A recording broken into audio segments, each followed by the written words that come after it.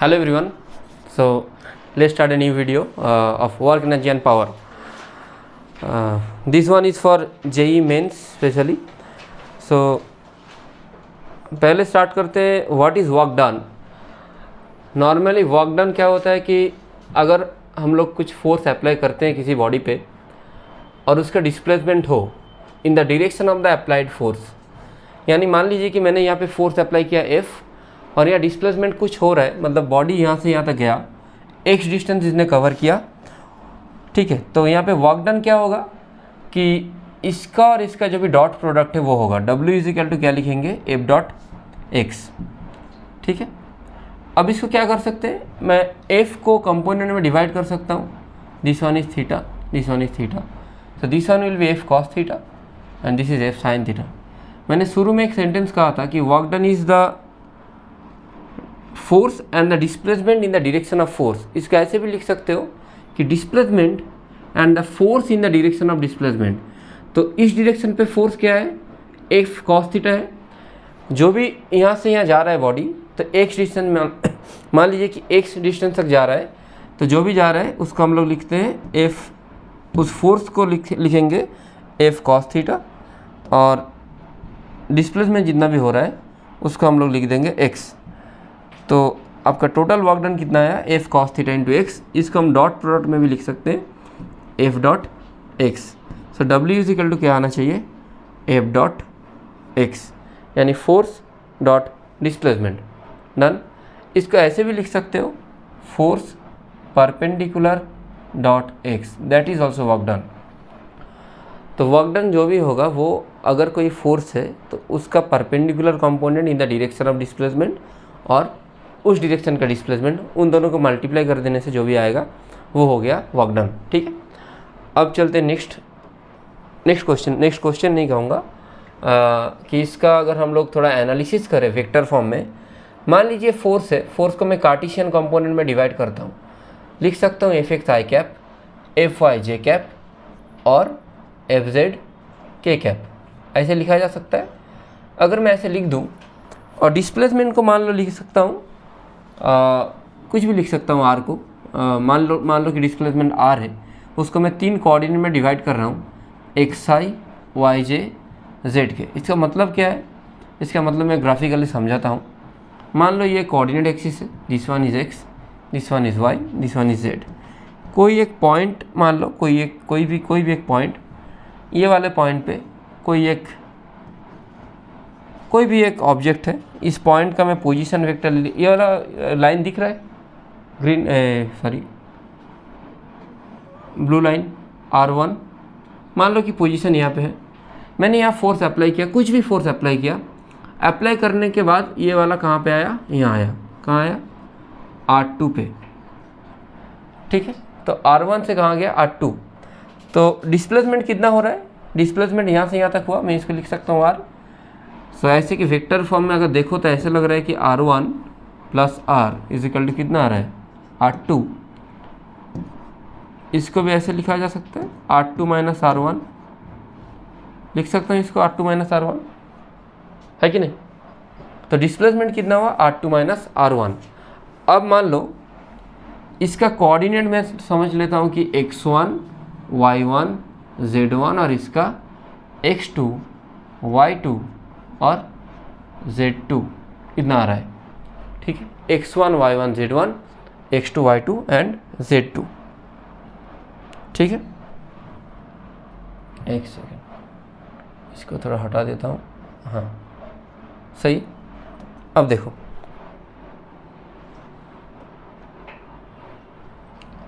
तो यहाँ से यहाँ का डिस्प्लेसमेंट कितना हो रहा है, x2 से x1 को माइनस करना होगा, फिर y2 से y1 को, फिर z2 से z1 को.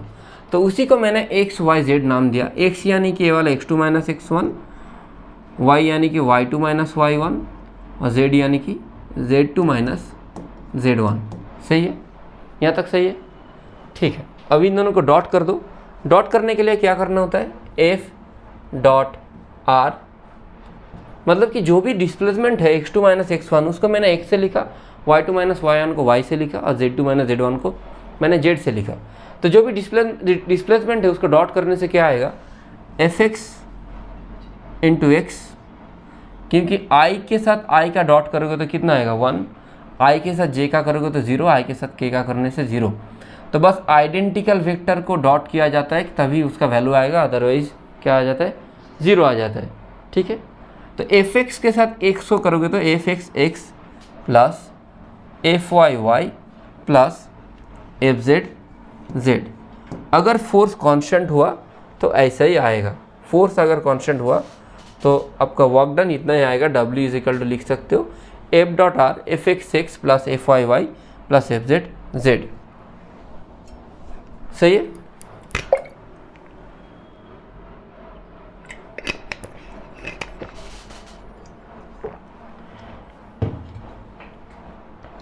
चलिए लिख लीजिए। अब नेक्स्ट टॉपिक पे चलते हैं। Done.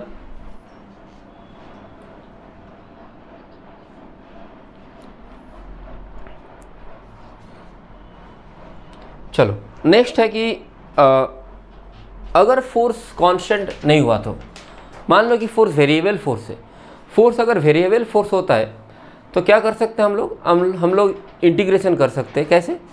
W is equal to फिर से लिखना होगा integration F dot D x, या फिर इसको ऐसे लिख सकते हो एफ डॉट डी आर, ये आसान रहेगा, फोर्स डॉट डिस्प्लेसमेंट। अब देखो फोर्स को कैसे लिखा जा सकता है। एफ इज इक्वल टू मैंने पहले ही कहा था एफ एक्स आई कैप एफ वाई जे कैप और एफ जेड के कैप लिख सकता हूँ ऐसे। और डी आर को मैं क्या लिख सकता हूँ, डी आर को लिख सकता हूँ डी एक्स आई कैप प्लस डी वाई जे कैप प्लस डी जेड के कैप लिख सकता हूँ। अब इन दोनों को डॉट करके दिखाओ, इंटीग्रेशन वैसे का वैसे ही रहेगा। एफ डॉट डी आर, अब आई के साथ आई का डॉट होगा तो एफ एक्स के साथ कौन आएगा, डी एक्स आएगा। आई के साथ जे का होगा तो 0, आई के साथ के का 0। वैसे आइडेंटिकल वेक्टर डॉट किया जाता है तो एफ एक्स के साथ डी एक्स लिख दो, f x D x plus F Y D Y plus, इसको मैं हटाता हूँ थोड़ा सा,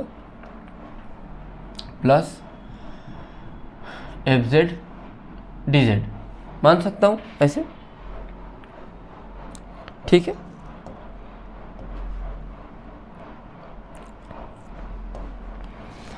ठीक है। चलिए अब नेक्स्ट चलते हैं। तो ये वाला वर्क डन हो गया आपका। अगर वेरिएबल फोर्स होता है तो मैं क्वेश्चन इसका करवाऊंगा, जितने भी सारे क्वेश्चन है सबका क्वेश्चन मैं कराऊंगा। अब टॉपिक में थोड़ा सा पढ़ा देता हूँ पहले।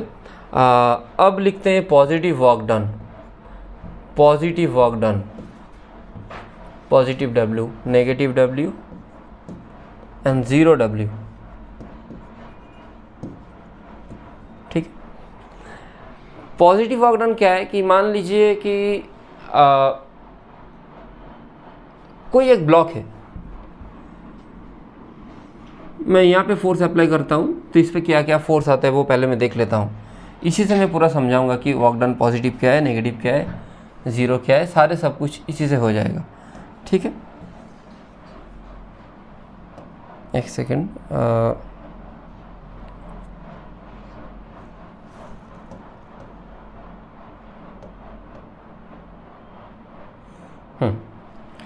अब इस पे mg नीचे काम करेगा, नॉर्मल फोर्स ऊपर, और फ्रिक्शन फोर्स कहाँ काम करता है, ऑपोजिट, क्योंकि फ्रिक्शन में हम लोग देखें कि फ्रिक्शन फोर्स हमेशा ऑपोजिट डायरेक्शन पे काम करता है। तो मान लीजिए बॉडी का डिस्प्लेसमेंट हुआ, कहाँ से कहाँ तक गया, यहाँ से यहाँ तक, यहाँ से यहाँ तक, x कितना तक गया, x। ठीक है, अब देखो, अब फोर्स का कंपोनेंट निकालो। एक काम करते हैं कि फोर्स को मैं सीधा सीधा इधर ही मान लेता हूँ, क्योंकि वही सही रहेगा, उसी से अच्छे से हो जाएगा। फिर फोर्स को मैं सीधा सीधा इसी डायरेक्शन में मान लेता हूँ, सेम डायरेक्शन पे है। तो फोर्स इसी डायरेक्शन पे है, डिस्प्लेसमेंट भी उसी डायरेक्शन पे है। दोनों का बीच का एंगल क्या है, 0 डिग्री। cos 0 का वैल्यू क्या होता है, 1 होता है। अब मान लो मैं फोर्स को थोड़ा थोड़ा घुमा रहा हूँ, कैसे घुमा रहा हूँ, मान लो यहाँ पे था, मैं इसका ऐसे किया। अभी फोर्स और x के बीच का एंगल क्या है, थीटा। अभी भी दोनों के बीच में एंगल जो है वो थीटा है। थीटा 90 से कितना है, कम है। अगर 90 से कम होता है तो cos का वैल्यू क्या होता है, पॉजिटिव होता है। तो वर्क डन भी क्या होगा, पॉजिटिव ही आएगा। पर मान लो फ्रिक्शन फोर्स है, फ्रिक्शन किधर की तरफ काम करता है, ये तरफ, ठीक है। डिस्प्लेसमेंट उल्टा, दोनों के बीच में एंगल कितना है 180। अगर दोनों के बीच में एंगल 180 होगा तो वहाँ पे वर्क डन क्या हो जाएगा, नेगेटिव वर्क डन आ जाएगा, ठीक है। वैसे ही अगर mg का देखो, mg नीचे की तरफ काम कर रहा है और डिस्प्लेसमेंट इधर की तरफ है, तो दोनों के बीच में एंगल कितना है 90 डिग्री, तो वर्क डन कितना होगा, cos 90 का वैल्यू कितना होता है 0, तो वर्क डन कितना आ जाएगा 0 आ जाएगा, ठीक है। डन।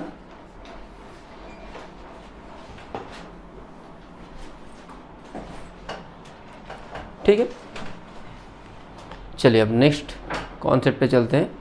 तो वर्क डन का पॉजिटिव होगा, पॉजिटिव तभी होगा कि जब भी फोर्स और डिस्प्लेसमेंट के बीच का एंगल 90 से कम हो। 90 होगा तो 0, 90 से ज़्यादा होगा तो नेगेटिव, ठीक। डन। स्लाइड चेंज करता हूँ। अब जो आ रहा है वो सबसे ज़्यादा इंपॉर्टेंट टॉपिक है। टॉपिक का नाम लिखो, dependence of work done, dependence of work done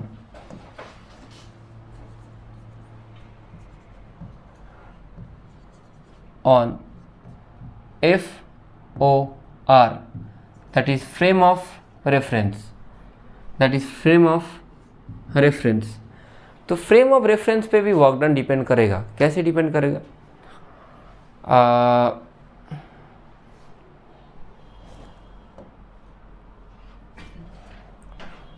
मान लो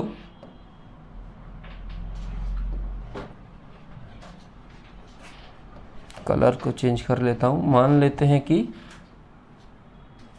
यहाँ कोई एक लिफ्ट है, लिफ्ट में दो बंदा खड़ा है, एक का नाम लेता हूँ लालू, एक का नाम लेता हूँ बालू, ठीक है। और बाहर वाले को नाम लेता हूँ कालू। मान लो नाम ऐसे लो कि याद रह जाए, ठीक है। अब मान लो लालू है, बालू है और कालू है। यहाँ इस लिफ्ट का डिस्प्लेसमेंट हो रहा है कुछ, लिफ्ट यहाँ से यहाँ तक गया। मान लो कि पहले इनिशियली ये वाला पोजीशन पे था, इसको मैं हटा रहा हूँ, एक सेकेंड, इसको मैं हटाता हूँ। सिलेक्ट कैसे करूँ,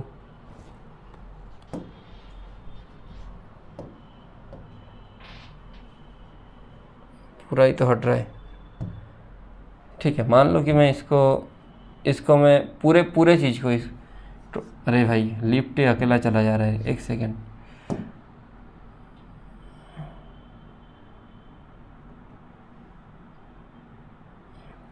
पहले ही सही था। मान लो इस पूरे का डिस्प्लेसमेंट हो रहा है, ये वाला यहाँ पे था, यहाँ से मान लो यहाँ तक गया, लेट्स अज्यूम। तो कुछ ना कुछ तो डिस्प्लेसमेंट हुआ। अब देखो लालू भी ऊपर जा रहा है, बालू भी जा रहा है, तो लालू के रेस्पेक्ट में बालू के या बालू के रेस्पेक्ट में लालू का कुछ भी डिस्प्लेसमेंट हो रहा है? नहीं, कुछ नहीं हो रहा है, क्योंकि दोनों सेम पोजीशन पे है, दोनों का मोशन एक ही डायरेक्शन पे है और दोनों एक ही डायरेक्शन पे जा रहे हैं। तो दोनों के लिए मतलब कि इसके लिए इसके रेस्पेक्ट में इसका वर्क डन भी 0 होगा और इसके रेस्पेक्ट में इसका भी 0 होगा, यानी कि दोनों का वर्क डन क्या होगा 0 होगा, ठीक है। मतलब with respect to work done on Balu अगर मैं लिखूं कि work done on Balu with respect to Lalu, वो क्या होगा 0 आएगा। क्यों आएगा 0? क्योंकि डिस्प्लेसमेंट 0 हो रहा है। पर वर्क डन ऑफ बालू विद रेस्पेक्ट टू कालू 0 नहीं होगा। क्यों नहीं होगा 0? क्योंकि कालू के रेस्पेक्ट में ये लोग दोनों ही ऊपर गया है, तो उसके रेस्पेक्ट में इसका कुछ ना कुछ डिस्प्लेसमेंट हुआ है, ठीक है। अगर कुछ ना कुछ डिस्प्लेसमेंट होता है तो वहाँ वर्क डन होगा, ठीक है। डन। अब इसके क्वेश्चन से समझते हैं, आसान से क्वेश्चन में लेता हूँ, क्वेश्चन से समझूंगा तो अच्छे से आ जाएगा फिर, ठीक। तो पहले लिखो, क्वेश्चन में लिखाता हूँ, एक सेकेंड। वैसे ही बनाओ एक।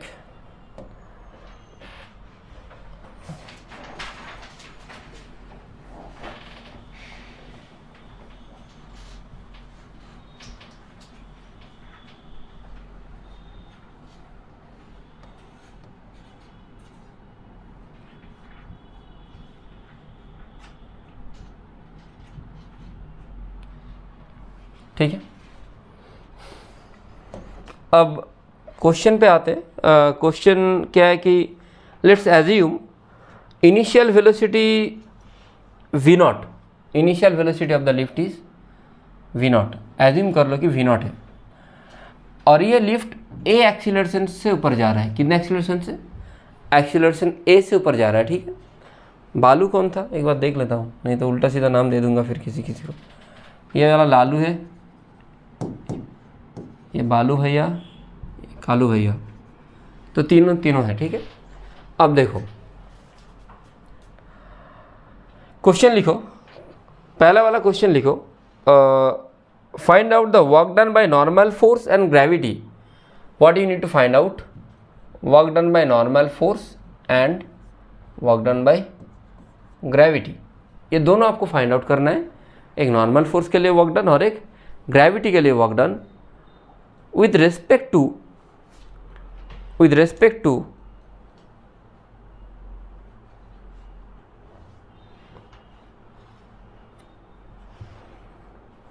with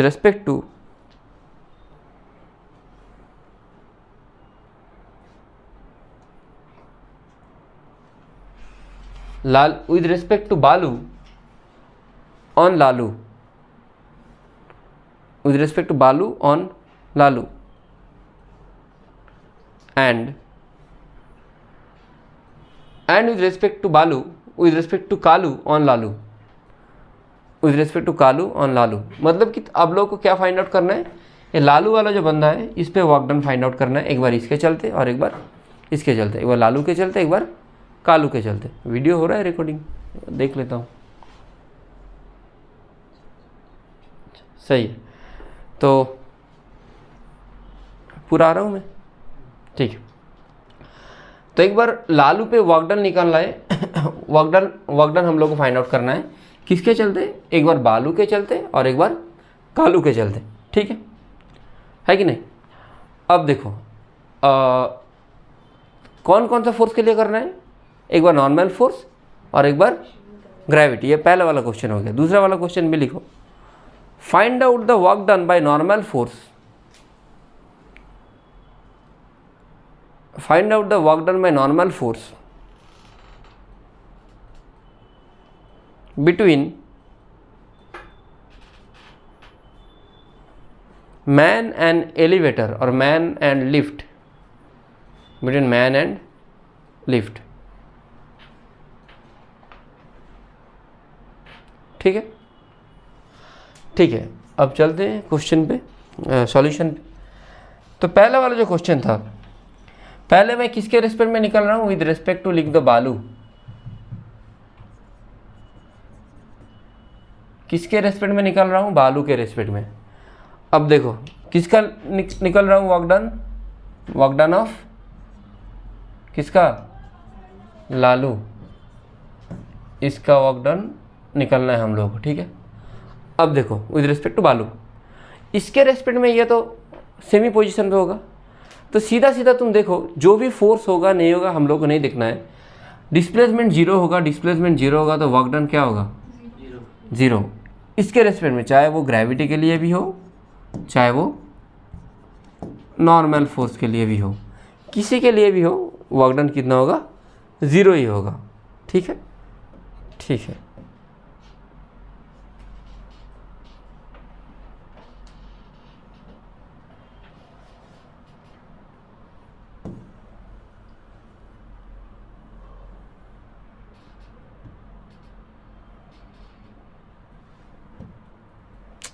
सिलेक्ट चलें।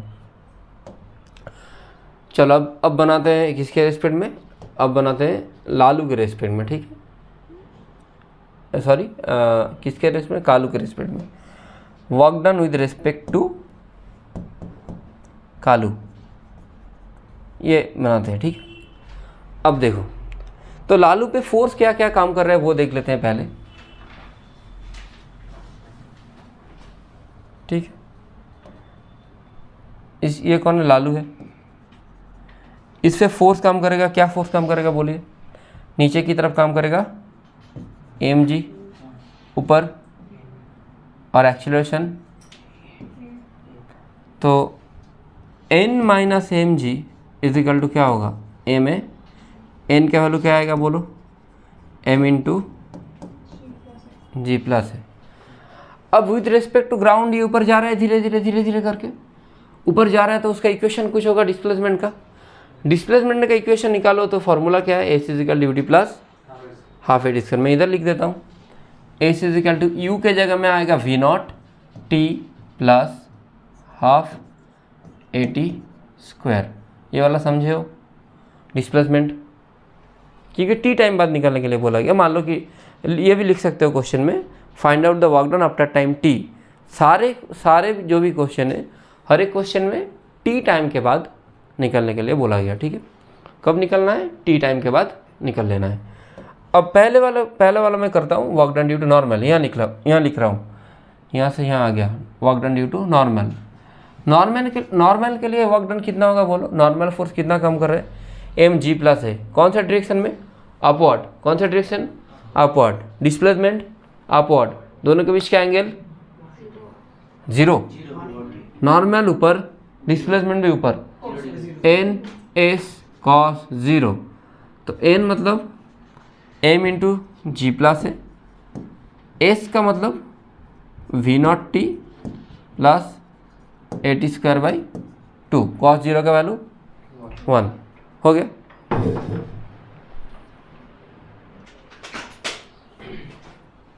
अब बनाते हैं ग्रेविटी के लिए। ग्रेविटी के लिए कितना होगा बोलो, ग्रेविटी कौन से तरफ काम कर रहे हैं, नीचे की तरफ, तो कितना होगा एम जी। और डिस्प्लेसमेंट ऊपर, तो एंगल कितना होगा cos 180। cos 180 यानी -1, यानी m g into displacement cos 180। 180 की जगह में -1, तो माइनस एम जी डिस्प्लेसमेंट को लिख दो जल्दी से, v not T plus a T square by 2। आया समझ। तो ये आ गया आपका work done due to normal and work done due to what to say gravity. अब विद रिस्पेक्ट टू तीसरा वाला, ये पहला वाला क्वेश्चन हम लोग का हो गया। दूसरा वाला क्वेश्चन क्या था, दूसरा क्वेश्चन था what is the net work done by the normal contact force between the man and the elevator. अब देखो एलिवेटर के लिए अगर मैं एलिवेटर को फ्रेम ऑफ रेफरेंस मान लूँ, तो उसके लिए लालू और बालू का डिस्प्लेसमेंट कुछ हो रहा है, नहीं हो रहा है। मान लीजिए मैं इस घर पे खड़ा हूँ, विद रिस्पेक्ट टू मार्स इसका डिस्प्लेसमेंट होता है कुछ ना कुछ। लेकिन अगर मैं अर्थ पे हूँ, मेरे सामने कोई बैठा हुआ है, अब तुम लोग बैठे हुए हो, तुम्हारे रिस्पेक्ट में मेरा डिस्प्लेसमेंट नहीं हो रहा है। इस घर के रिस्पेक्ट में भी मेरा जो भी डिस्प्लेसमेंट है वो नहीं हो रहा है। तो ये मान के चलो कि एलिवेटर है, वहाँ पे लालू बालू दोनों हैं, किसी का भी displacement with respect to elevator नहीं हो रहा है।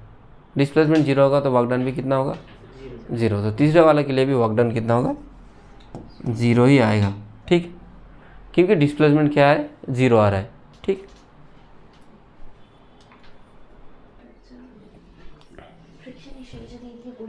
चलो स्टार्ट करते दूसरा वाला क्वेश्चन इसी कॉन्सेप्ट पे। क्वेश्चन क्या है मैं देख लेता हूँ एक बार। अच्छा, क्वेश्चन था एक वेज सिस्टम है, मान लो एक केज है एक्चुअली।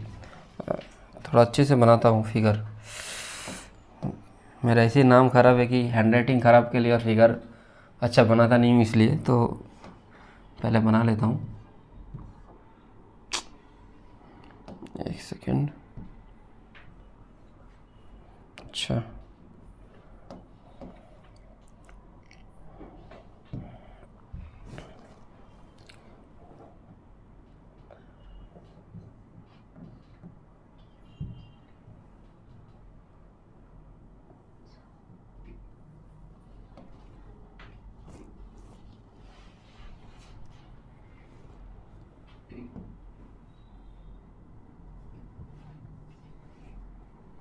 मान लो यहाँ पे कोई ब्लॉक है M।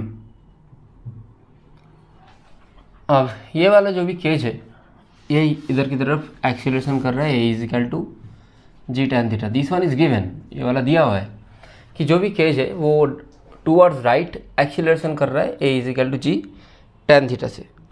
ये वाला एंगल दिया है थीटा, तो मतलब ये तो आप लोग को पता है कि A is equal to G tan theta से करेगा तो गिरेगा नहीं, ठीक है। तो क्वेश्चन है find out work done by normal force whether it is find out means whether it is positive or negative, you need to find out that one. You need to find out the work done by normal force, whether it is positive or negative. Find out work done by the friction force. Find out work done by the friction force, whether it is positive or negative. And the last one is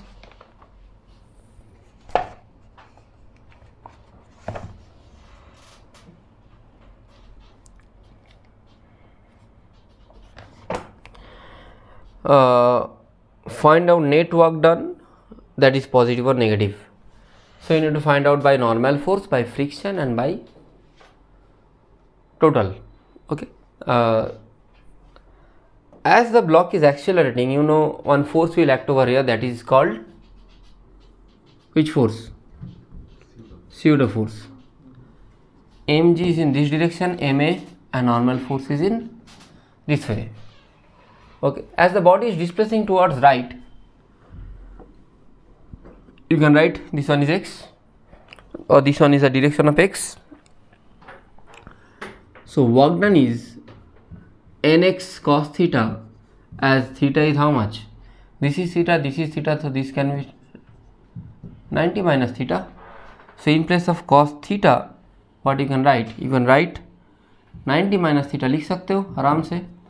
अगर ये वाला लिख डालो तो nx sin theta आता है, और sin theta यानी थीटा अगर एक्यूट है, एक्यूट एंगल होने पे वर्क डन पॉजिटिव होगा. ठीक है, डन. अब चलते हैं किसका बारी? नॉर्मल फोर्स हो गया, दूसरा वाला कौन सा? फ्रिक्शन. अब देखो A is equal to g tan theta जब भी अप्लाई होता है, ये वाला तो मैं पढ़ाया हूँ फ्रिक्शन NLM में, then the displacement of the body should be zero. अगर ये वाला थीटा है तो, है ना, यही होता है. If this one is theta, A is equal to g tan theta. Friction तुम नहीं है, मान लो कि फ्रिक्शन नहीं है. अब इसको तुम थोड़ा एनालाइज करके देखो, मैंने NLM में बताया था, मैं फिर से एक बार करके दिखा देता हूँ.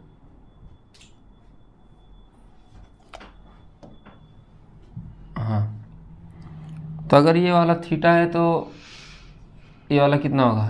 n. ये वाला मान लो फ्रिक्शन नहीं है तो n sin theta equal to mg, n cos theta equal to क्या होगा? ma. तो फ्रिक्शन चाहिए ही नहीं. फ्रिक्शन होगा तो भी नहीं गिरेगा, फ्रिक्शन नहीं होगा तो भी ब्लॉक नहीं गिरेगा. अगर दोनों पे ही नहीं गिरेगा तो n कटा, sine theta by cos theta tan theta, mm cancel out, a is equal to आ जाता है आपका g टैन थीटा. तो फ्रिक्शन हो या ना हो कुछ फर्क नहीं पड़ेगा. ठीक है, समझ गए? तो फ्रिक्शन के लिए वर्क डन कितना होगा? 0, क्योंकि फ्रिक्शन अप्लाई नहीं होगा. फ्रिक्शन अगर अप्लाई ही नहीं होगा, अगर वर्क डन 0 हो गया तो दोनों का अगर सम करें तो वर्क डन क्या होगा?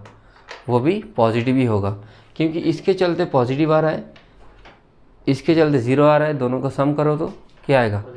पॉजिटिव आएगा. ठीक है, डन. ठीक है, चलिए अब दूसरे टॉपिक पे चलते हैं. थोड़ा सा वेरिएबल फोर्स का क्वेश्चन बनाते हैं. ठीक है, चलिए. Right down work done by variable force. मैंने फार्मूला शुरू में बताया था, F x D x plus F Y D Y plus F Z D Z. So work done by variable force पे क्या होगा? W is equal to, formula में लिख देता हूँ और एक बार, F x D x plus F Y D Y plus F Z D Z.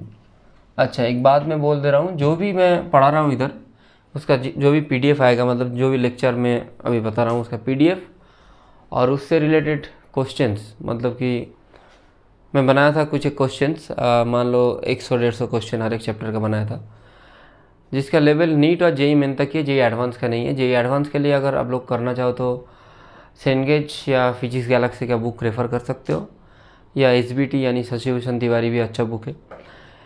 ठीक है, अगर ये तीनों बुक आप लोग करो तो अच्छा है. जेई के लिए, नीट के लिए आर्यंत है. अच्छा, जेई के लिए एक नया आर्यंत का भी डीसी पांडे का न्यू एडिशन का बुक आया है, एक वो भी अच्छा है. वहाँ पे इरोडोप का प्रॉब्लम ये सब दिया है. तो मैं जो भी एडवांस का कुछ भी मैं एडवांस का कॉन्सेप्ट में थोड़ा बहुत इधर कराऊंगा, मतलब कि जेई मेन वाला लेक्चर में, लेकिन एडवांस का जो भी क्वेश्चंस कराऊंगा वो मैं अलग से एक उसका प्लेलिस्ट होगा। हफ्ते में 1-2 ही लेक्चर आएगा जहाँ पे मैं मान लो कि 2-3 या 4 क्वेश्चन एक साथ डालूंगा, ठीक है।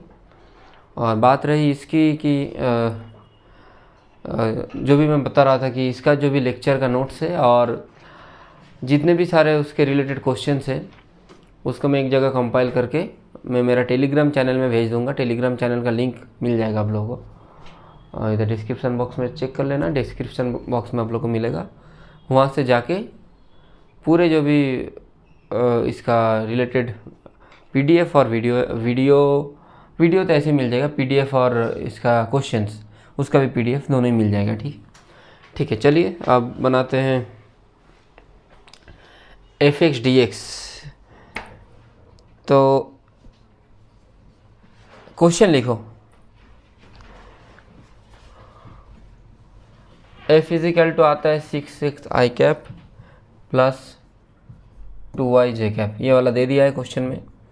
You need to find out the work done from displacing the body to r1 का वैल्यू दिया है 3i प्लस 8j। जो भी मैंने एक ग्राफ ड्रॉ किया था r1 r2 का एकदम शुरू में मैंने दिखाया था, this one is r1 this one is r2। तो वैसे ही r1 का आपको कोऑर्डिनेट दे दिया, कितना दिया है r1 का coordinate 3i plus 8j, k cap नहीं है, और r2 दिया है 5i माइनस 4j, ठीक। तो आसान क्वेश्चन है लेकिन कॉन्सेप्चुअल है, तो बनाते हैं। वर्क डन क्या है, w इजिकल टू क्या लिखना होता है, fx dx plus fy dy, इसका इंटीग्रेशन है ना। fz नहीं है, मैंने लिख ही नहीं रहा हूँ क्योंकि fz is not present, right.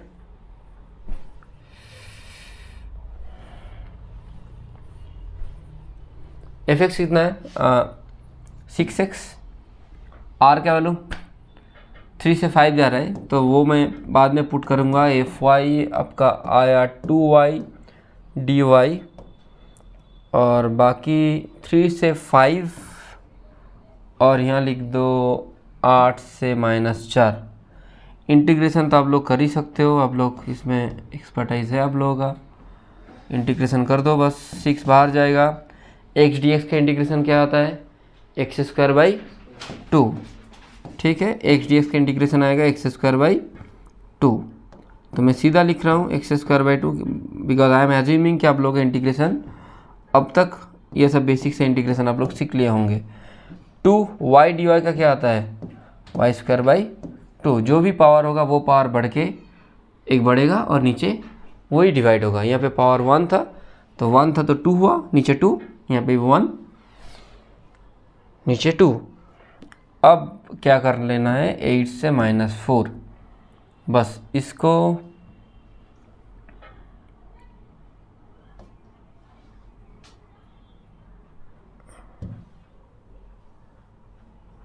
दिख रहा है सबको, इसको बस पुट कर देना है लिमिट 6/2 बटा ये आ गया 3 आपका, और यहाँ आ जाता है x² के जगह में 5² - 3²,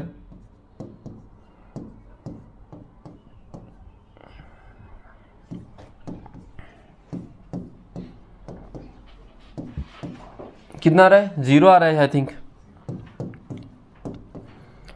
तो भले यहाँ पे फोर्स काम कर रहा हो लेकिन इसका वर्क डन क्या रहा है, 0 आ रहा है। क्यों, क्योंकि अच्छा इससे क्या इंटरप्रेट किया जा सकता है कि यहाँ पे तो बॉडी का मोशन भी हो रहा है और उसका डिस्प्लेसमेंट भी हो रहा है पर वर्क डन 0 हो रहा है। हाँ ये चीज़ देख लो एक बार, डिस्प्लेसमेंट कितना हो रहा है देख लो पहले। और एक चीज़ है कि इंडिविजुअल वर्क डन तो आ रहा है, इसके लिए वर्क डन कितना आया, इसके लिए आ रहा है 25 - 9 16 48 आ रहा है ना, इसके लिए भी -48। तो इंडिविजुअल फोर्स का कंपोनेंट के लिए वर्क डन तो आ रहा है लेकिन उसका टोटल अगर सम करो दोनों को मिलाओ तब 0 आ रहा है, ठीक है। तो individual work done is there, तो फोर्स और डिस्प्लेसमेंट बिना 0 हुए भी वर्क डन 0 हो सकता है, इससे आप लोग मतलब कि ऐसे असर्शन रीजन क्वेश्चन पूछा जा सकता है कि work done is zero when force is zero, ये तो सही है। Work done is zero when displacement is zero, ये भी सही है। Work done is zero when force and displacement angle between them is zero, ये भी सही है।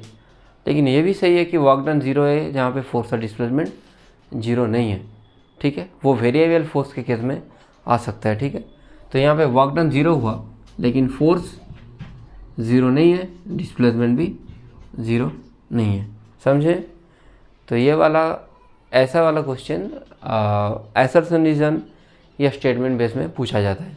आजकल स्टेटमेंट बेस क्वेश्चन आ रहा है, चाहे वो नीट में हो चाहे वो जेईई मेन में हो, ठीक है। चलिए नेक्स्ट चलते हैं।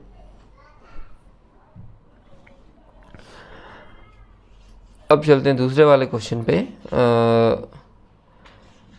लिखो question f is equal to A plus B X. लिखो question f is equal to A plus B X. Find out the work done to move the body from 0 0 to 1 1।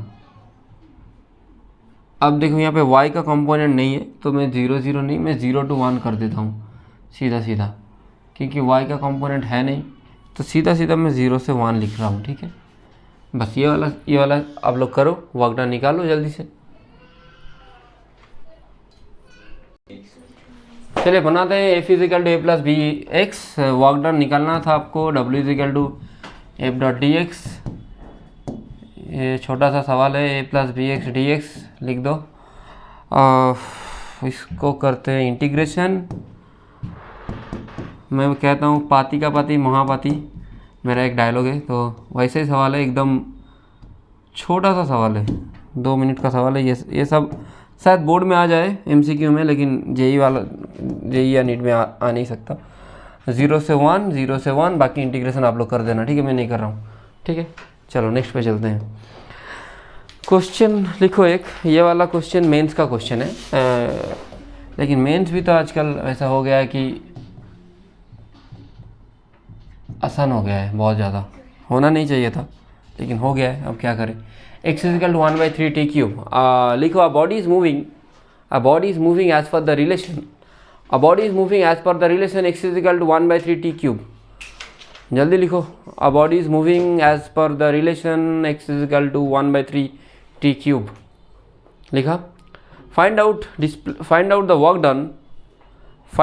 Done in fast 1 second. Find out the work done in fast 1 second. तो x है, यहाँ से निकाल लो v। You know that work done w is equal to F dot D x. पहले v निकालो फिर निकालो a, v यानी कि dx बाई क्या है dt। तो क्या आएगा आपका डेरिवेटिव करने से 1/3 टी क्यूब का डेरिवेटिव करो तो टी सामने आ जाएगा, तो आएगा टी स्क्वायर। अब ए कितना आएगा डी बाई डी टी यानी 2t, ठीक है। अगर इतना तक आया तो work done F dot D x. F के जगह में क्या लिखेंगे हम लोग, फोर्स के जगह में लिखेंगे m into A D x. लिख सकता हूँ m into A D X. Mass कितना है, मास गिवन था 1 kg, मैं बताना भूल गया। m is equal to 1 kg, m लिख दो 1। एक्सीलरेशन कितना है 2t, पर डिस्प्लेसमेंट तो नहीं पता। देखो v is equal to d x by d t, तो dx को क्या लिख सकते हो,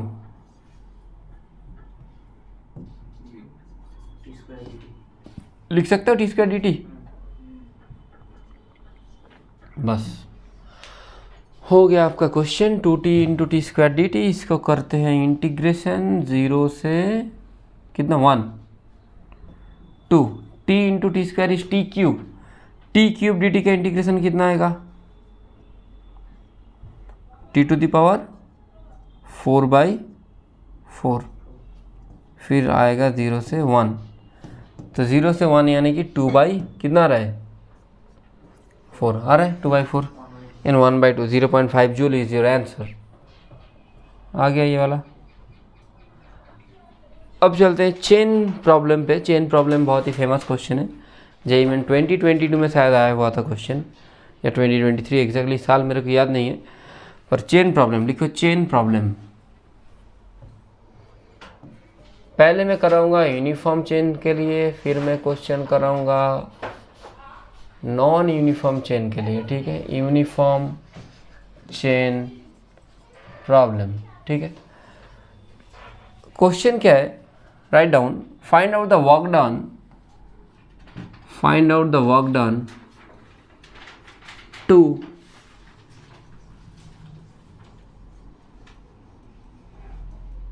lift up the chain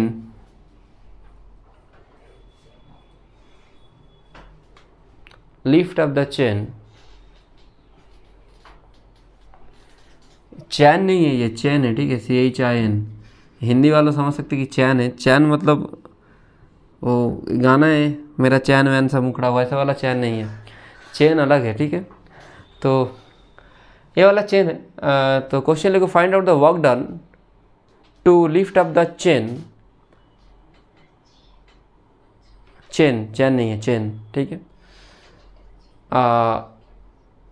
above the table, ये वाला टेबल में बना दिया, ऐसे ही टेबल है, ठीक है। Above the table if 1/n part of it is hanging, if 1/n part of it is hanging. ये वाला क्वेश्चन नीट वालों या जेईई वालों सभी के लिए, मेंस वालों को मैं बात कर रहा हूँ, सभी के लिए इंपॉर्टेंट है, ठीक है। If 1/n part of it is hanging, सही है। और गिवन है mass of the chain is m, total mass is m and total length is l, total mass is m and total length is l, ठीक है। ठीक है, चलिए बनाते हैं। तो यूनिफॉर्म चेन मतलब मान लो कि जो भी कोई एक बॉडी है, मान लो ये वाला कोई भी एक बॉडी, मान लो कि ये वाला स्केल है। ये स्केल में क्या है कि हर एक जगह मास का डिस्ट्रीब्यूशन सेम है। अगर स्केल यहाँ पतला होता तो मोटा हो जाता तो डिस्ट्रीब्यूशन अलग होता, लेकिन स्केल का क्या है कि इसका थिकनेस जो भी है, इसका वेट, सारे डायमेंशन हर जगह सेम है। तो डायमेंशनली अगर कोई भी चीज़, कोई भी बॉडी अगर सेम होगा तो उसका मास भी यूनिफॉर्मली डिस्ट्रीब्यूटेड होगा, ठीक है। अब ये चीज़ करने के लिए हम लोग को दो तीन कॉन्सेप्ट थोड़ा सा जानना होगा। पहला लिखो, साइड में लिख दो, लीनियर मास डेंसिटी। क्या लिखना है? Linear mass density. वो क्या है? मैं दूसरे वाले स्लाइड पे जाता हूँ, फिर मैं यहाँ वापस आऊँगा। मास डेंसिटी लिखता हूँ, मास डेंसिटी। क्लास 12 का इलेक्ट्रोस्टैटिक जो चैप्टर है वहाँ तुम लोग ये पढ़ोगे, मास डेंसिटी। तो मास डेंसिटी क्या है? लिखो, lambda is m/l, this is linear mass density. Then is sigma, mass by area, that is surface mass density। Handwriting आ रहा है समझ में सबको? बहुत दिन के बाद ऐसा मैं अच्छे से लिख रहा हूँ। ये वाला नॉर्मल डेंसिटी है, ये इसको वॉल्यूमेट्रिक मास डेंसिटी लिख सकते हो, वॉल्यूमेट्रिक मास डेंसिटी। आया समझ? ठीक है। इसका यूनिट क्या होगा? Mass by length. ये वाला मैं पूरा मैं इसको समझाता हूँ पहले। मान लो कि एक लेंथ है, ये वाला लेंथ है, तो ये वाले लेंथ के लिए अगर लीनियर मास डेंसिटी तुमको चाहिए तो पूरा मास m है, पूरा लेंथ l है, तो इसका यूनिट आएगा kg/मीटर, है ना? SI वाला यहाँ पे kg पर और यहाँ kg/मीटर क्यूब। तो अगर मेरे को छोटे से जगह का अगर मास निकालने के लिए बोला, मान लो ये लेंथ dx आ गया, मैं कैसे करूं? मेरे को पता है कि पर यूनिट लेंथ पे कितना है लैम्डा, m/l, मतलब हर एक यूनिट लेंथ पे, मतलब l लेंथ के लिए ये वाला कैसे है? देखो, l के लिए अगर m होगा तो एक के लिए कितना होगा? इसी को मैंने क्या लिखा, लैम्डा। तो dx के लिए कितना होगा, dx के लिए होगा m/l इंटू डी एक्स, लिख सकता हूँ, इसको लिख सकता हूँ लैम्डा इंटू डी एक्स, है कि नहीं। dx के लिए होगा m/l इंटू डी एक्स, उसको मैं लिख सकता हूँ लैम्डा इंटू डी एक्स, है कि नहीं।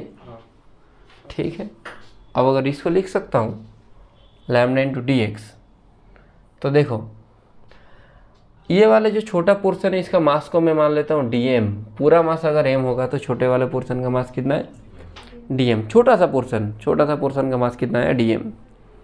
तो dm मतलब क्या है, लैम्डा इंटू डी एक्स, इसको तुम dm लिख सकते हो, क्योंकि टोटल l लेंथ के लिए अगर मास m होगा, एक के लिए m/l, dx के लिए कितना m/l इंटू डी एक्स, तो dx पे कितना मास है, इतना मास है। इतना मास मतलब क्या है, लैम्डा dx मास है। उस मास को मैं क्या लिख सकता हूँ, dm लिख सकता हूँ, है कि नहीं। ठीक है, अगर उसको मैं dm लिख सकता हूँ तो तुम लोग अगर मास पूरा चाहिए तो तुम क्या करोगे, dm का करोगे इंटीग्रेशन, यानी लैम्डा dx का क्या करोगे, इंटीग्रेशन। ये वाला ब्रह्मास्त्र है, इसको समझना है। dm यानी लैम्डा इंटू डी एक्स। पूरे जो भी मैं पढ़ा है ये वाला स्लाइड में, उसमें से सबसे इंपॉर्टेंट टॉपिक कौन सा है, ये dm is equal to lambda d x. ठीक है, डन। अगर यही होता आपका सरफेस मास डेंसिटी, तब क्या आ जाता, सरफेस मास के लिए आ जाता, एक सेकेंड, हाँ, सरफेस के लिए क्या आ जाता, वही आ जाता dm is equal to sigma d x, d a sorry, and इसके लिए आता dm is equal to rho d v, है ना। लैम्डा के जगह ले रहा है सिग्मा, सिग्मा के जगह ले रहा है रो, लेंथ के लिए dx, एरिया के लिए dA, वॉल्यूम के लिए dV। चलेगा, चलो। तो अब क्वेश्चन क्या था, मेरे को बताया था कि 1/n पार्ट, यानी मैं लिख सकता हूँ L/n पार्ट, कितना पार्ट है नीचे, L/n पार्ट नीचे पे है, लिख सकता हूँ। ठीक है, यहाँ पे भी लैम्डा कितना आएगा, सेम टू सेम आएगा, कितना, m/l। ये क्वेश्चन को मैं दो तरीके से करूँगा, पहला वाला नॉर्मल मेथड, इंटीग्रेशन मेथड, दूसरा वाला सेंटर मास से। तो मान लो मैं एज्यूम करता हूँ कि यहाँ पे कोई पॉइंट है, ये वाला पॉइंट अगर ऊपर जाता है तो इसका डिस्प्लेसमेंट कितना है, 0, लेकिन ये वाला पॉइंट का डिस्प्लेसमेंट सबसे ज़्यादा। तो हर एक जो भी पॉइंट है या चेन पे हर एक जो भी पोर्शन है, हर एक पोर्शन का डिस्प्लेसमेंट अलग अलग आ रहा है। ठीक है, हर एक पोर्शन का डिस्प्लेसमेंट अलग अलग आ रहा है। अगर मान लो मैं यहाँ पे पॉइंट मानता हूँ, कहाँ, यहाँ, तो ये वाला पॉइंट पे किस जगह का वेट काम कर रहा है, नीचे वाले पोर्शन का, ये वाले पे पूरा का, इस पे बाकी का, और इस पे 0। तो क्या है कि वेट वैरी कर रहा है। तो वेट अगर वैरी कर रहा है तो मेरे को भी फोर्स एग्जैक्टली सेम फोर्स नहीं लगाना होगा, मेरे को वेरिएबल फोर्स लगाना होगा। क्यों, क्योंकि वेट वैरी कर रहा है। वेट कौन, फोर्स किसके अगेंस्ट में लगा रहा हूँ, प्रॉब्लम कीजिए, फोर्स किसके अगेंस्ट में लगा रहा हूँ, फोर्स लगा रहा हूँ इसका वेट के अगेंस्ट पे। अब वेट धीरे धीरे घट रहा है तो फोर्स भी क्या होगा, घटेगा, है कि नहीं। अगर फोर्स घटेगा तो मैं मान लेता हूँ लिखो at any position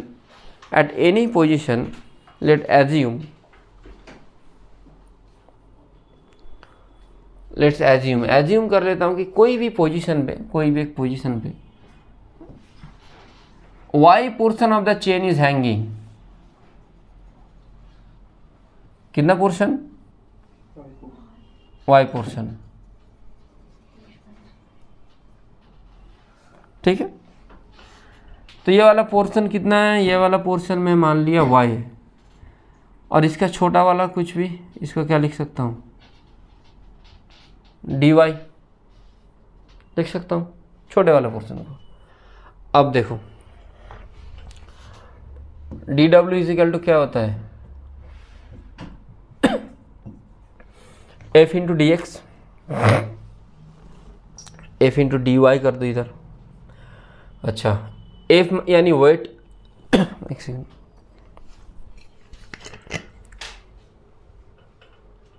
F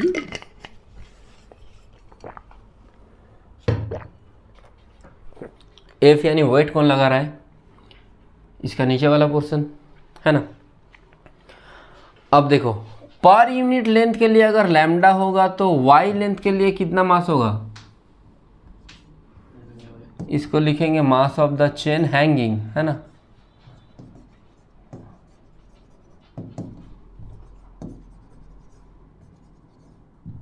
mass of the chain hanging, तो ये वाला पोर्शन क्या है, झूला झूल रहा है, ठीक है। होगा ना लैम्डा इंटू वाई, किसी को कोई डाउट नहीं है। अब देखो अगर मास आया तो उसका फोर्स कितना आएगा, मास इंटू जी, यानी क्या लिख सकता हूं, लिख सकता हूं डिस्प्लेसमेंट कितना हो रहा है, डी वाई। एम जी नीचे काम कर रहे हैं, उसको मैं ऊपर खींच रहा हूं। तो दो चीज़ें यहाँ, किसके लिए वर्क डन कर रहा हूँ मैं, एक्सटर्नल फोर्स के लिए वर्क डन कर रहा हूँ, मतलब बाहर। तो बाहर वाला फोर्स नीचे नहीं लग रहा है, बाहर वाला फोर्स ऊपर लग रहा है। एम जी नीचे नीचे नीचे की तरफ काम कर रहा है, डिस्प्लेसमेंट ऊपर। तो एम जी के लिए अगर वर्क डन नेगेटिव होगा तो बाहर वाले फोर्स के लिए कितना होगा, पॉजिटिव। क्यों, क्योंकि बाहर वाले फोर्स के लिए direction of the force and the displacement is same, but for m g it is opposite. So lambda y g d y, इसको फिर लिखते हैं lambda g y D y, ठीक है। इसको अगर लिख दो lambda g y D y, इसको इंटीग्रेशन करते हैं, कहाँ से कहाँ इंटीग्रेशन करूँ, जीरो से पूरा लेंथ कितना है, एल बाई एन। करो इंटीग्रेशन, लैम्डा को बाहर निकालो, जी को बाहर निकालो, वाई डी वाई जीरो से एल बाई एन।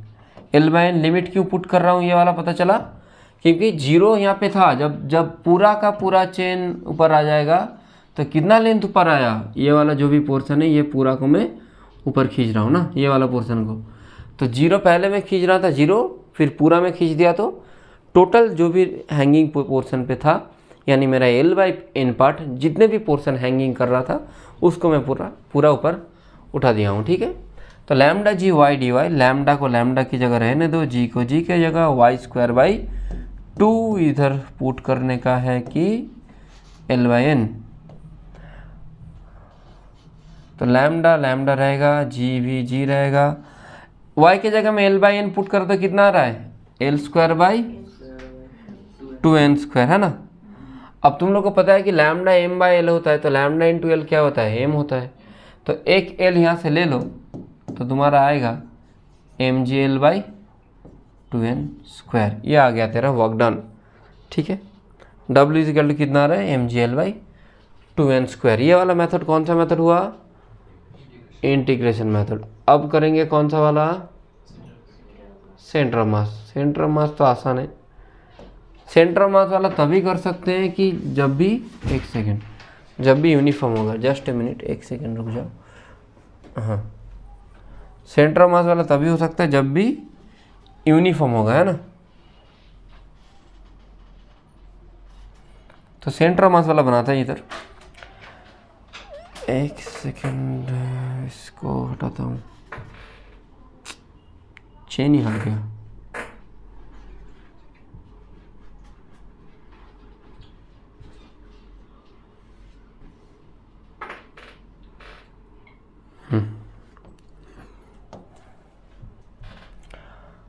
तो मैं क्या कह रहा था कि इधर का अगर वर्क डन जीरो होगा, अरे यार,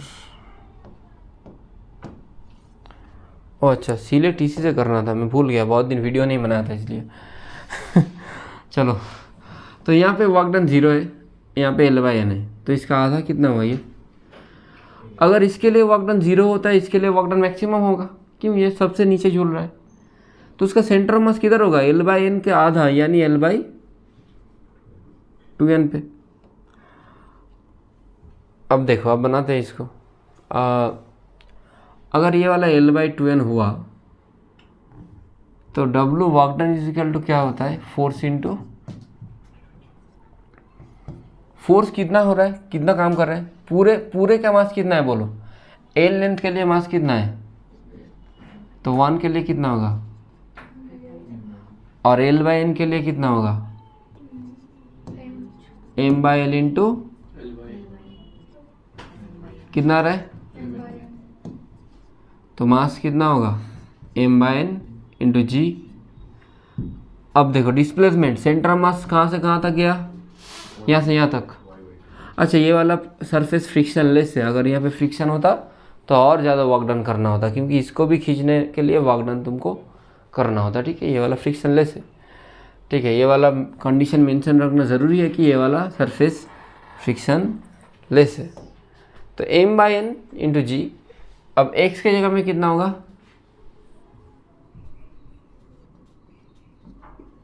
एल बाई टू एन, तो कितना आ रहा है m g l by two n square. अब मेरे एक स्टूडेंट ने, मैं कल यही चीज़ें पढ़ा रहा था ऑफलाइन, तो एक स्टूडेंट ने मेरे को क्वेश्चन पूछा कि सर अगर मैं यहाँ तक ही क्यों ले रहा हूँ, क्योंकि मैं इसको उठाता हूँ तो ये वाला भी क्या उठ जाता है।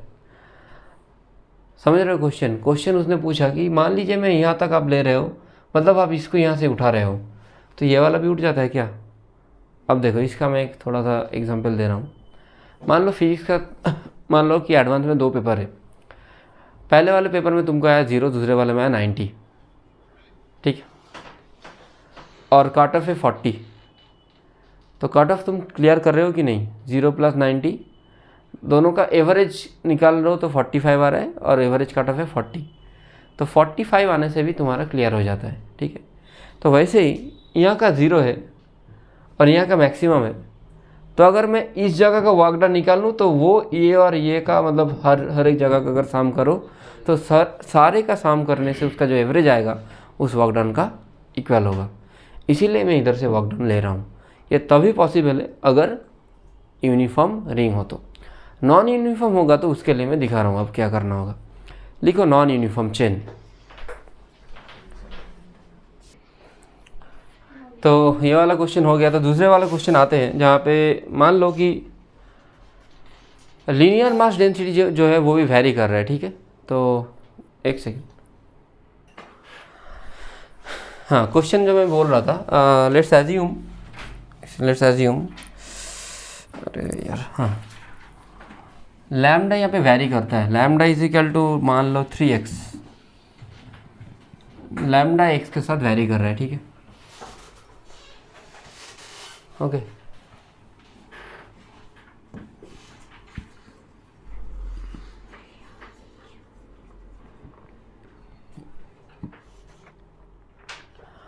हाँ, lambda is equal to 3x +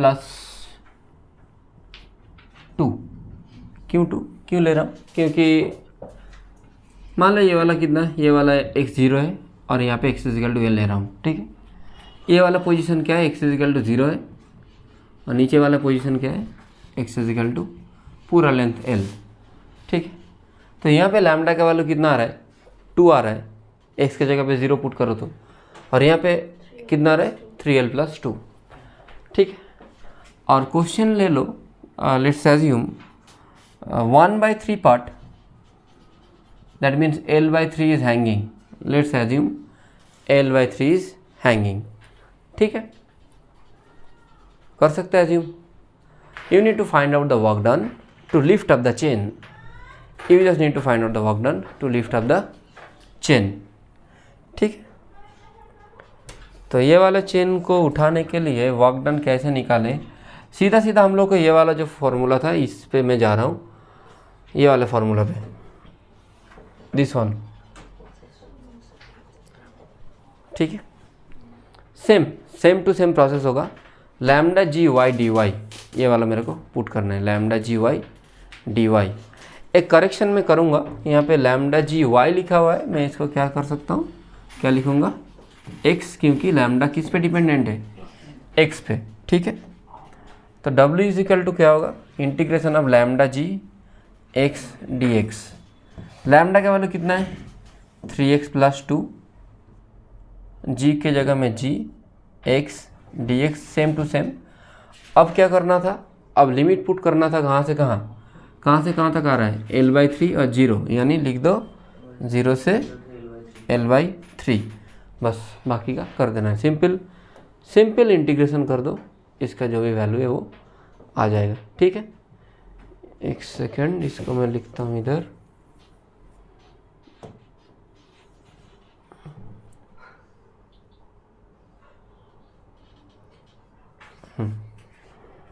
इसका कर दो इंटीग्रेशन 3x इंटू जी, यानी जी को 30 ले लो, सो 30 x square D x plus 2g को 20 x dx, लिमिट 0 से l/3, यहाँ भी 0 से l/3।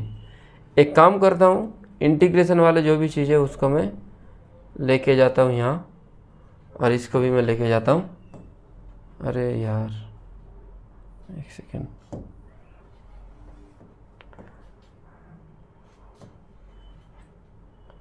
इसको भी मैं इधर लेके गया, ठीक है, 3 को भी यहाँ लेके जाता हूँ। अब सही है। अब इसको कर दो इंटीग्रेशन, 30 बाहर रहेगा, एक्स स्क्वायर डी एक्स को करने से x³/3 यानी 0 से l/3। आंसर मैं नहीं निकालूंगा क्योंकि आंसर आप ही लोग निकालो एक बार सॉल्व करके, फिर आंसर कमेंट में बता देना, ठीक है, मैं चेक कर लूँगा, ठीक है। जो भी सारे आंसर होगा वो कमेंट में बता देना। ये नया ट्रिक है, अब चल रहा है तो मैं भी उसी का हिस्सा बन जाता हूँ, ठीक है। तो जो भी सारे आंसर है वो बता दो, ठीक है। अब चलते हैं last question, last concept, that is work done from the graph. 2-5 minute का कॉन्सेप्ट है, तो work done from the graph. W is equal to क्या आ रहा है, F.dx आ रहा है। तो जो भी फोर्स और डिस्प्लेसमेंट का एरिया होगा, इंटीग्रेशन यानी कि एरिया होता है, तो लिख दो एरिया ऑफ Fx कर्व, वही होता है तुम्हारा वर्क डन, ठीक है। एक क्वेश्चन मैं मान लेता हूँ, एक सेकेंड, एक क्वेश्चन थोड़ा सा देखने दो, कोई भी जेईई मेन वगैरह में आया कि नहीं, एक बार देख लेता हूँ।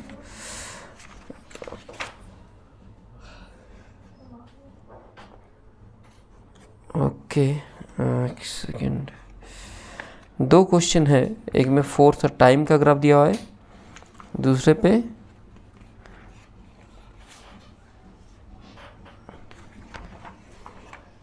हाँ क्वेश्चन लिखो, अ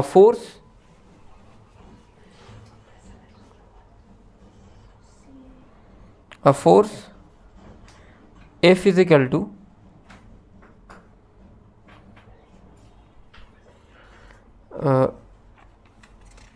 just a minute,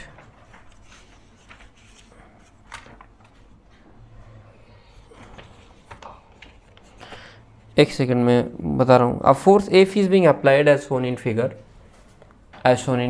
you need to find out the total work done. एकदम बेसिक सा क्वेश्चन से लेके ही स्टार्ट कर रहा हूँ, यहाँ से यहाँ, फिर यहाँ, फिर यहाँ, फिर ये वाला पोजीशन, ये वाला 0, this one is 2, 4, 5, 6, 8, 10, this one is force, this one is x, metre पे है दोनों, ये न्यूटन पे, और आपका ये वाला आ गया -10, ठीक है। अरे यार चलो इसको थोड़ा छोटा कर देता हूँ, फिर यहाँ इसको साइड से बैठा देता हूँ, ठीक है।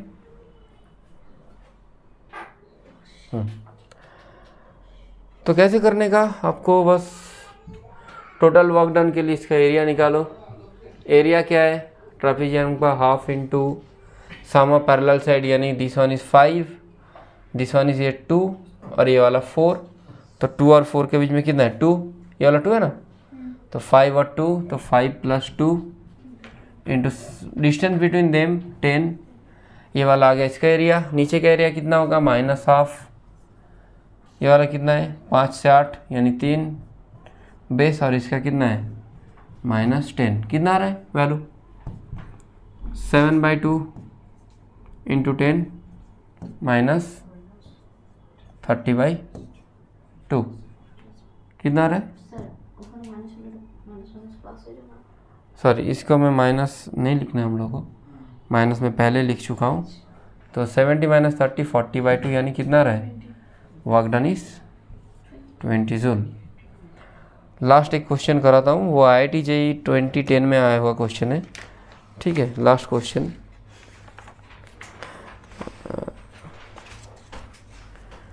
हाँ लिखो, क्वेश्चन लिखो।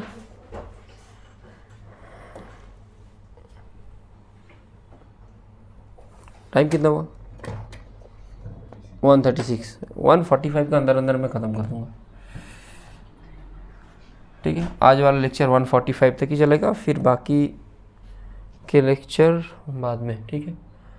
चलो एक सेकेंड, इसको थोड़ा सा, हाँ अब करते हैं इसको ड्रॉ, यहाँ से इसको बनाते हैं। इसको लिखो 4 Newton,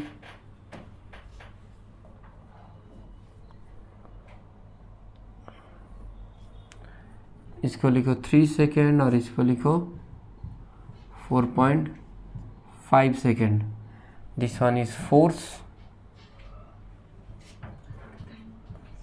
this one is time. मैं क्वेश्चन बता रहा हूँ, आप लोग पॉज करके थोड़ा सा ट्राई कीजिए, फिर करना। लिखो the block having a mass of 2 kg, ठीक है। It is at rest at t is equal to 0. It is at rest at t is equal to 0. A force is acting on the body as shown in figure. Constant force है कि variable force है? Variable force, variable. Why? The force is varying with time t. तो force variable है, so लिखो a force is acting for time t, ठीक है, लिखा। सो करना क्या है आपको? Find out work done up to 4.5 second. Find out work done up to 4.5 second.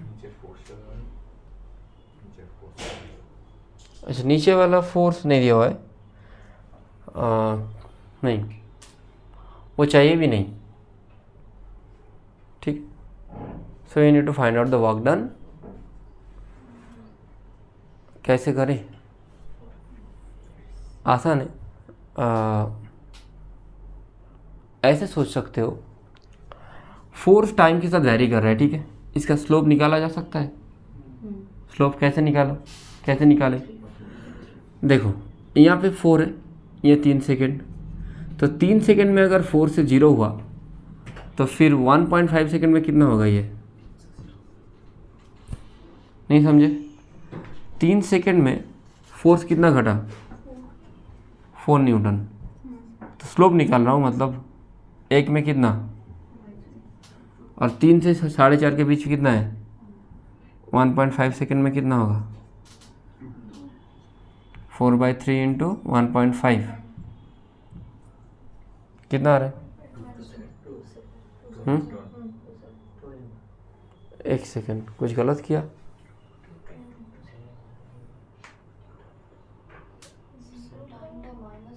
एक सेकेंड 3 सेकेंड में मैंने किया 4 न्यूटन, ठीक है। 1 सेकेंड में मैंने किया, 1 सेकेंड में 4/3, सही है, ओके। और 1.5 सेकेंड में कितना? 4/3 इंटू, हाँ कितना आ रहा है? 2 न्यूटन। तो ये वाला 2 न्यूटन आया, ठीक है, ठीक है। अब देखो,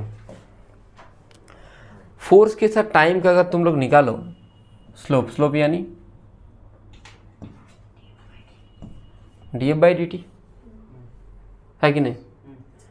df/dt यानी कि क्या होता है? tan theta. सो अगर इसको ये वाला थीटा है तो ये वाला क्या है? 180 माइनस थीटा है कि नहीं? tan थीटा कितना आएगा? इसको मैं 180 माइनस थीटा लिख सकता हूँ। tan थीटा कितना है? 4/3। एक्चुअली tan थीटा नहीं है, tan 180 माइनस थीटा कितना है? 4/3। अगर ये वाला 4/3 है, tan 180 माइनस थीटा, तो इसको क्या लिख सकते हैं? Minus tan theta 4/3। तो tan थीटा कितना होगा? -4/3 होगा। तो स्लोप कितना आ रहा है? -4/3। तो D F by d T अगर इतना आया तो डी एफ इजिकल टू कितना आएगा, तो एफ कितना आएगा इंटीग्रेशन करने से -4/3 टी। अब अगर यहाँ तक आ गया तो बाकी का सारे भी आ जाएगा, कैसे बोलो तो, इसको बस इंटीग्रेट करने से और कुछ नहीं।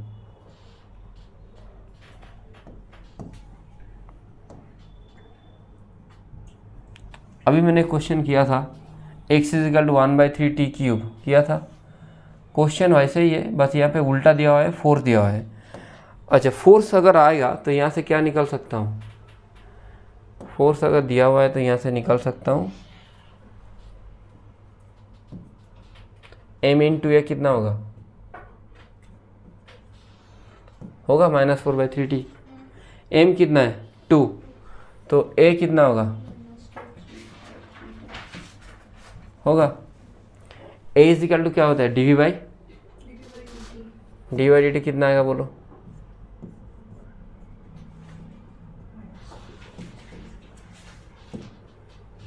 इसको छोटा कर देता हूँ,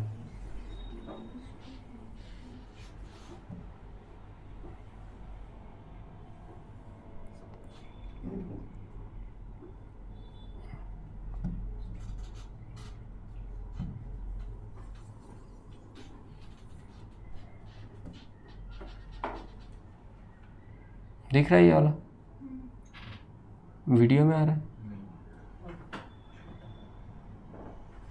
अब सही है। हाँ, तो dv/dt dv कितना आएगा -2/3 dt t dt। एक्चुअली इसका इंटीग्रेशन करो तो t dt का कितना आएगा -2/3 t²/2। तो v कितना आ रहा है बोलो -t²/3। ठीक है, माइनस आएगा क्योंकि वेलोसिटी घट रहा है, एक्चुअली रिटार्डेशन, धीरे धीरे फोर्स घटते जा रहा है ना। ठीक है, डन होगा। अब v इजिकल टू क्या लिख सकते हो dx/, तो dt को उधर लेके जाओ तो t³/3 dt। अब तुम लोगों को पता है कि वर्क डन का फॉर्मूला क्या होता है F.dx। फोर्स कितना है -4/3t है, dx कितना है -t³/3t। माइनस माइनस मैं क्या कर रहा हूँ, उसको कैंसिल कर रहा हूँ, यानी लिख रहा हूँ t³/3 dt लिख सकता हूँ। फोर्स की जगह में फोर्स, dx की जगह में dx। ठीक है, अब उसकी इंटीग्रेट करता हूँ किस पे, लिमिट कितना दिया हुआ है 0 to 4/5।